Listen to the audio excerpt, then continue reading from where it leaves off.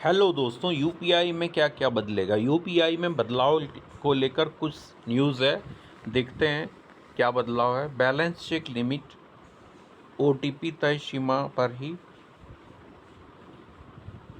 Payment reversal में limit, payment status check करने में लिमिट, ट्रांजैक्शन हिस्ट्री देखने पर लिमिट। तो बैलेंस चेक लिमिट, अभी तक यूपीआई यूजर्स दिन में जितनी बार चाहें उतनी बार बैलेंस चेक कर सकते हैं, लेकिन अब इसमें लिमिट लगा दी गई है। 1 अगस्त से एक यूज़र दिन भर में 50 बार ही बैलेंस चेक पर कर पाएगा। हालांकि 50 बार बैलेंस चेक काफ़ी है।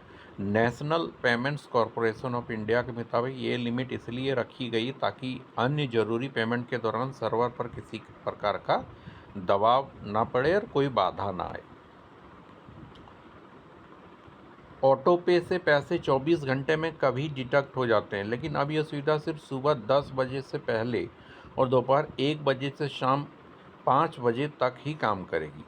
तय समय के बाद आप कोई भी ट्रांजैक्शन नहीं कर पाएंगे, यानी आपको इसमें परेशानी का सामना करना पड़ सकता है, खासकर उन पेमेंट्स के लिए जो अपने ऑटो पे पर सेट कर रखी है, जैसे यूपीआई के थ्रू एसआईपी, डिजिटल इन्वेस्टमेंट या फिर कोई और पेमेंट आपने सेट की है। पेमेंट रिवर्सल में लिमिट, अब चार्ज बैक यानी पेमेंट वापस पाने की भी एक लिमिट तय कर दी गई है। अब हर यूजर 1 महीने में सिर्फ 10 बार चार्ज बैक की रिजेक्ट कर सकता है और किसी भी व्यक्ति या कंपनी से आप सिर्फ 5 बार ऐसे वापसी की मांग कर सकते हैं।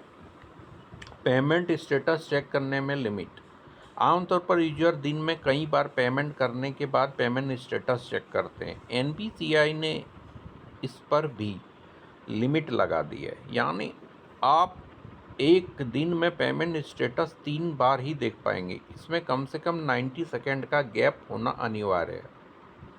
ट्रांजैक्शन हिस्ट्री देखने पर लिमिट, अब हर यूज़र एक दिन में किसी एक ऐप से सिर्फ 25 बार ही अपने बैंक खाते से की डिटेल देख सकेगा। इससे बार बार बैलेंस चेक करने या ट्रांजैक्शन हिस्ट्री देखने पर लिमिट लग गई है।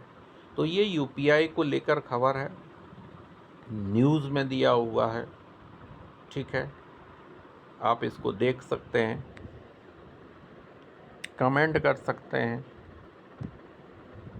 उसके बाद देखिए, हर एक बैंक का, हर एक ये का पेमेंट ऐप का अपना अपना रूल होता है, उसमें कुछ अलग हो सकता है। ऐसा ज़रूरी नहीं है कि वो लोग अपना नियम नहीं लाएगा, लेकिन ये नियम रखने का प्रस्ताव है और ये लागू होगा। Thank you for watching.